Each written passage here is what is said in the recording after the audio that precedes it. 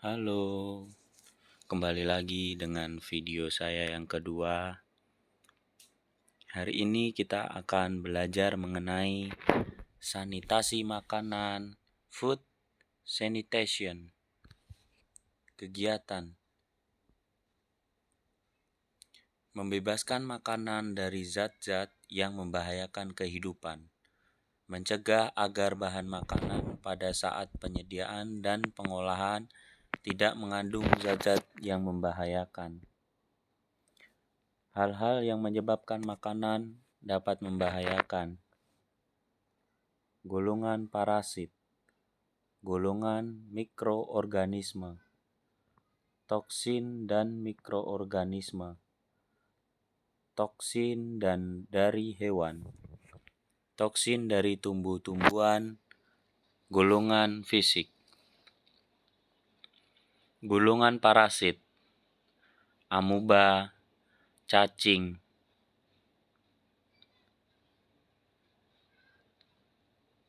Taenia saginata yang terdapat pada sapi, Taenia solium yang terdapat pada hewan babi, Taenia Echinococcus yang terdapat pada hewan anjing, Depinolobothrium latum yang terdapat pada ikan, Trichinella spiralis yang terdapat pada hewan ternak. Pencegahan hewan potong, hewan yang sehat, pemasakan yang baik. Golongan mikroorganisme, Shigella, Dysentery amuba, Salmonella, Tipes abdominalis, Pseudomonas cacovenenas, keracunan bongkrek. Bongkrek adalah sejenis tempe yang terbuat dari biji-bijian juga.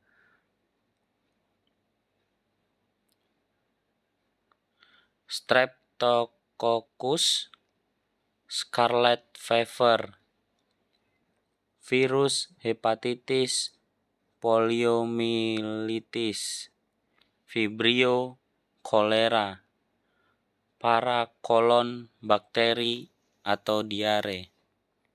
Makanan dapat terkontaminasi mikroorganisme karena dipindahkan lalat, makanan dicuci air kotor, makanan berasal dari hewan yang sakit, makanan tercemar oleh pemasak atau penyaji makanan. Golongan zat kimia, pestisida, yang dapat menyebabkan depresi pernafasan, arsen, yang dapat menyebabkan mual, muntah, diare, merkuri, yang dapat menyebabkan Minamata disease, lead atau timah hitam yang dapat menyebabkan plombisis, muntah darah, tembaga dapat menyebabkan muntah, Florida dapat menyebabkan kejang-kejang, seng dapat menyebabkan berak-berak. Penyebab oleh kimia, kelainan, dan kontak. Toksin mikroorganisme,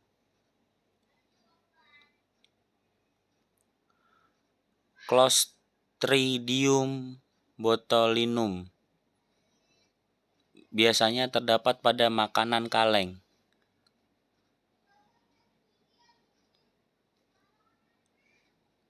Staphylococcus terdapat pada daging susu. Vibrio, toksin dari hewan, kerang, beberapa jenis dari ikan laut, beberapa jenis katak. Toksin dari tumbuhan, kentang, solanin, singkong, asam biru atau HCN, jeruk, sitral, kedelai, canestein, petai Cina mimosina, jengkol, asam jengkol, kobis progotirin, lombok, kapsaisin, pisang, serotonin, pala, miristisin, kantel, durin, jamur, racun jamur, gadung, diskorin, jarak, risin. Golongan fisik. Makanan tercemar oleh zat radioaktif. Pengawetan makanan. Mendinginkan, mengeringkan, mengasinkan, memaniskan, memanaskan, menambah zat pengawet. Mendinginkan makanan. Cold storage minus 10 sampai 0 derajat Celcius untuk daging dan ikan. Freeze untuk susu, keju, ikan 0 derajat Celcius. Cold storage 10 sampai dengan 15 derajat Celcius untuk buah-buahan dan makanan kaleng. Mengeringkan makanan. Bisa menggunakan sinar matahari, panas api atau oven, dehidrasi dalam ruang vakum.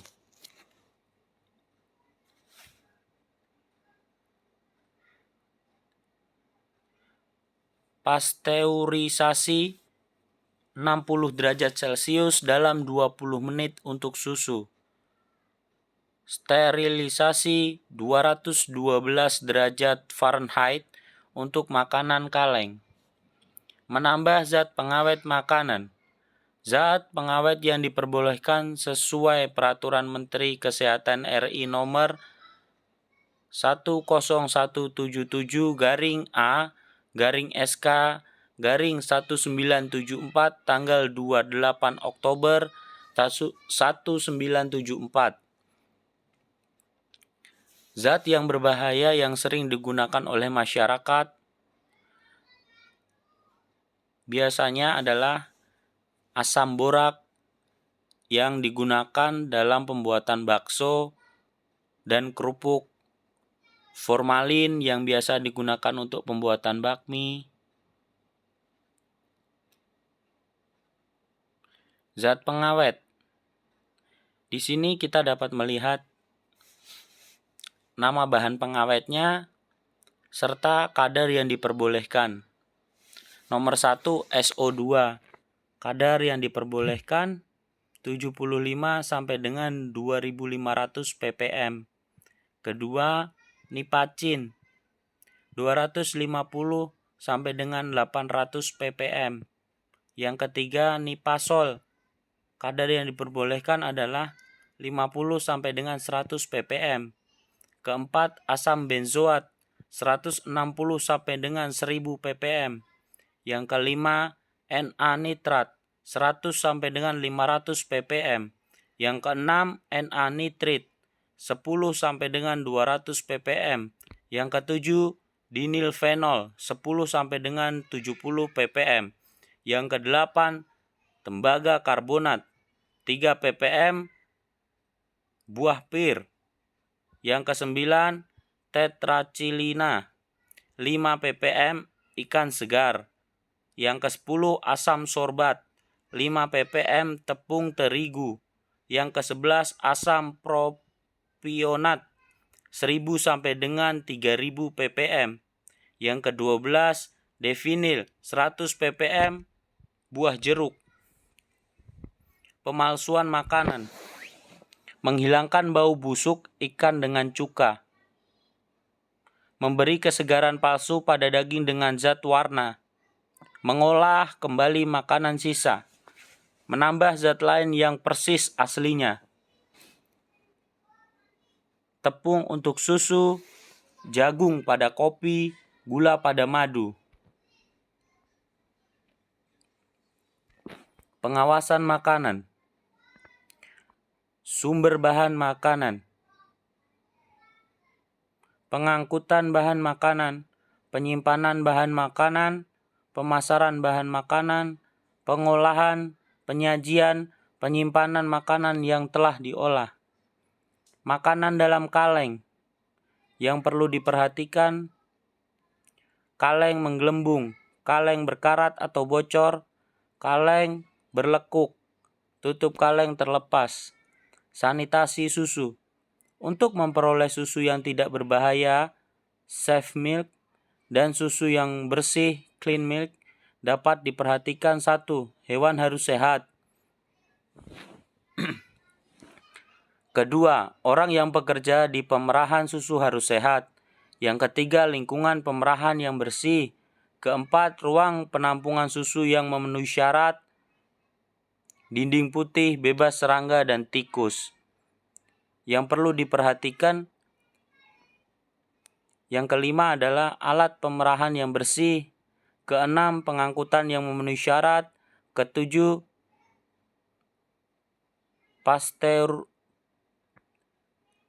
pasteurisasi 60 derajat Celcius dalam 20 menit.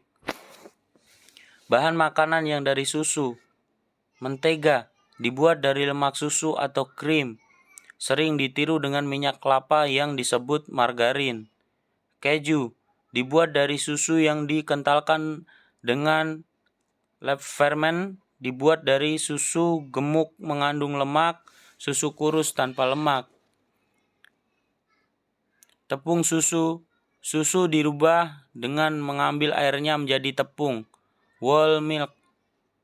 Susu skim, susu tanpa lemak. Condensed milk, susu kental manis, mengandung gula 40%, susu 30%, air 30%. Evaporated milk, susu kental tanpa gula.